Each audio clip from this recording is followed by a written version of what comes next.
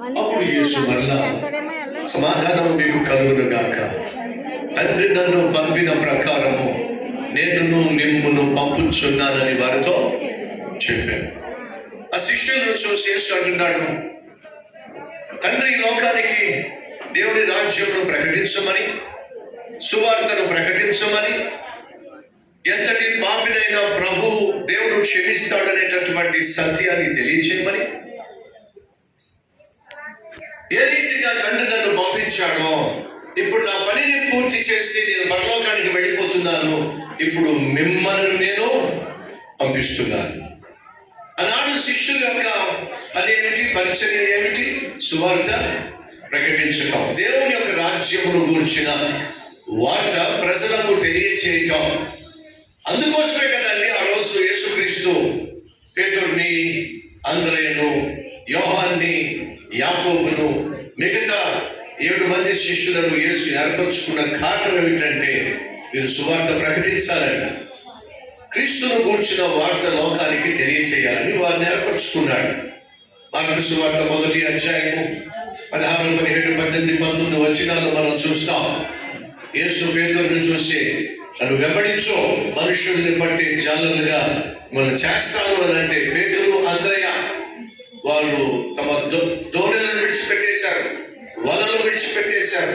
యేసయ్య కొంచెం ముందుకు వెళ్ళి జెబెదయి కుమారులు యాకోబును, యోహానును చూసి నన్ను వెంబడించండి అని చెబితే వాళ్ళు కూడా వలలు విడిచిపెట్టేశారు, వ్యాపారాన్ని విడిచిపెట్టేశారు, మరి పడవలు విడిచిపెట్టేశారు, యేసుక్రీస్తును వెంబడించారు.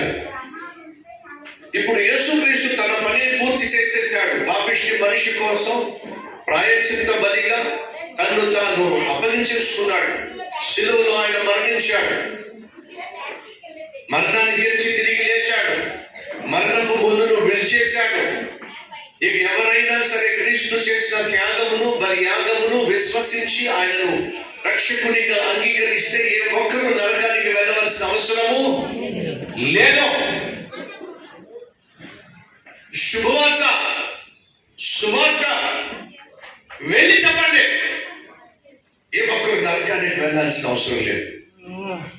ఎంతటి పాపిష్టి వాడైనా సరే తాను చేసిన పాపిష్టి పనులను బట్టి తనకు రావాల్సిన శిక్ష అంతా కూడా నేను భరించేశా, నల్ల చెల్లించేశా, ఇక మీరు ఎవరు నరకానికి వెళ్ళాల్సిన అవసరం లేదు, వెళ్ళి చెప్పండి.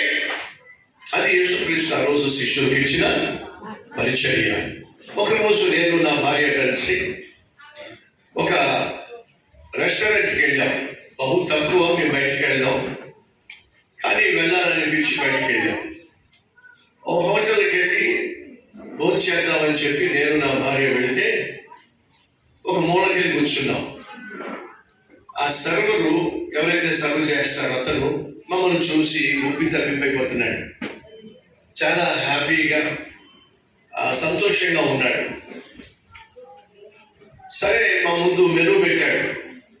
ఏమేమి వెరైటీస్ ఉన్నాయో ఆ షీట్ మా దగ్గర పెడితే మేము ఆలోచిస్తూ ఉన్నాం ఏమి ఆర్డర్ ఇవ్వాలి అని చెప్పి ఆలోచిస్తూ ఉంటే అతను అంటాడు, సార్ ఇది చాలా బాగుంటుంది, ఇది ఇంకా బాగుంటుంది, ఇదైతే అద్భుతంగా ఉంటుంది, ఇది మా హోటల్ స్పెషల్ అని చెప్పి రకరకాలు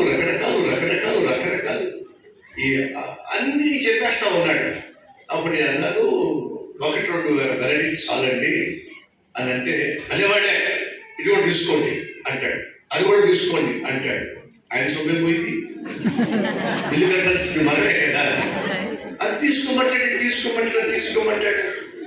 నేనేమో ఇప్పుడు మొహమాటం, పర్వాలేదులేండి ఆ ఒకటి చాలు, ఒకటి ఏంటండి మేడం గారికేమో ఆ 2 వెరైటీస్, మీకు ఈ 2 వెరైటీస్ కావాలని మీరు షేర్ చేసుకోవచ్చు, అలాగే ఇవి 2 కూడా బాగుంటాయి అని చెప్పి నమ్మండి అని భయమేసి నా దగ్గర డబ్బులన్నీ ఉన్నాయా లేదా అని చెప్పేసి అది చెప్పండి. ఆఖరికి మొహమాటం కొద్దిగా సరే అలాగే సరే టేబుల్ మొత్తం నింపేశాడండి ఆయన. నాకు ఎంతసేపు ఎక్కడో తెలుసు మనసు, ఇది అంత కలిపి ఎంత ఇద్దో, ఎంత కట్టాలో టెన్షన్. ఇక ధ్యాస తిండి మీద లేదు, దేని మీద చెప్పండి, బిల్లు మీద. సరే కొంచెం కొంచెం టేస్ట్ చేసిన తర్వాత ఆగడే మళ్ళీ మొదలు పెట్టాడు. నేను చెప్పాను బ్రదరు కొంచెం ఆగండి, తినలేము అలాగే. అదేమోనండి మీకు ఏం తెలుసు, ఈ చేపల ఫిష్ ఎంత బాగుంటుందో, లేకపోతే ఈ చేపలు ఫ్రై ఎంత బాగుంటుందో, ఈ చికెన్ ఫ్రై ఎంత బాగుంటుందో, ఇవన్నీ ఇవే తినట్లేదు కదండి, ఇంకా తినలేదు కదండి. ఆ జ్యూస్ అంటాడు, ఈ జ్యూస్ అంటాడు, ఇంకా లాభం లేదని చెప్పేసి కామ్గా కొంచెం తినేసి కామ్ అయిపోయాడు. వచ్చి అంటాడు మీకు ఐస్ క్రీమ్ ఏం కావాలో చెప్పండి అంటాడు. నేను ఐస్ క్రీమ్ తినేవాడిని అదేవాళ్ళే ఇగో ఎన్ని వెరైటీస్ ఐస్ క్రీమ్ ఉన్నాయని చెప్పండి. సరే 1/2 ఇద్దరు షేర్ చేసుకుంటాం. 1/2 ఏంటి అని చెప్పేసి మేడంకి 2-3 రకాల ఐస్ క్రీమ్, నాకు 2-3 రకాల ఐస్ క్రీమ్. నాకు